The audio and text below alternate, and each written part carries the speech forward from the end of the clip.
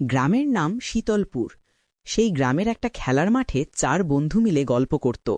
তারা ঠিক করল তারা রাতের বেলা গ্রামের সেই বহু পুরনো পরিত্যক্ত শ্মশানকালী মন্দিরে যাবে, যে মন্দিরকে ঘিরে নানান ভয়ঙ্কর জনশ্রুতি আছে। অর্ণব দলের সবচেয়ে যুক্তিবাদী সদস্য। প্রিয়া সহজ, ভীরু কিন্তু কৌতূহলী। সঞ্জয় একটু চাপা স্বভাবের, সবার কথা মন দিয়ে শোনে। ঋতু সাহসী, তবে ভূতে তার অগাধ বিশ্বাস। তারা ঠিক সন্ধ্যা থাকতেই বেরিয়ে পড়ল। অর্ণব প্রথমেই সতর্ক করে বলল, দেখ, এটা শুধু একটা পুরনো মন্দির, কোনো ভূতটুত নেই, অযথা ভয় পেয়ে চেঁচামেচি করবি না। ঋতু তখন হেসে বলল, তুই থাক তোর যুক্তি নিয়ে, আমি জানি সেখানে কিছু একটা আছে। রাত তখন প্রায় 12টা।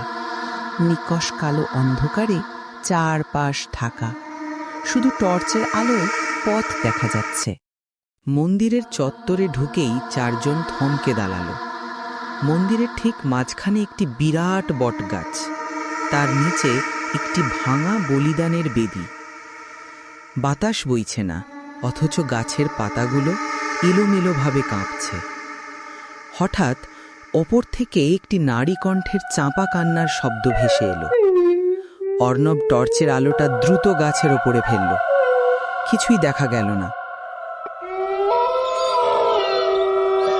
নিশ্চয়ই কোনো প্যাঁচা বা অন্য কিছু হবে। কিন্তু ঋতু ভয় না পেয়ে উত্তেজিত হয়ে বলল, প্যাঁচা এইভাবে কাঁদে না। এইবার শুরু হলো আসল খেলা।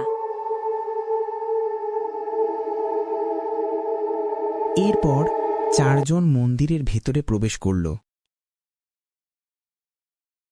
ভেতরে দুর্গন্ধ আর স্যাঁতস্যাঁতে ঠান্ডা।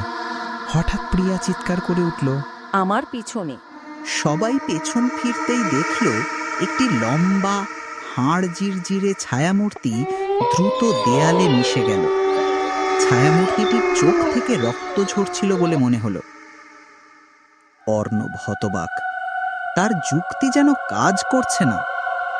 ঠিক সেই মুহূর্তে ঋতুর পায়ের কাছ থেকে একটি পুরনো জং ধরা ত্রিশূল আপনা আপনি গড়িয়ে গিয়ে মন্দিরের ভাঙা দরজার দিকে এগিয়ে গেল। সঞ্জয় চিৎকার করে বলল, আর এক মুহূর্তও নয়, চল এখান থেকে পালাবো।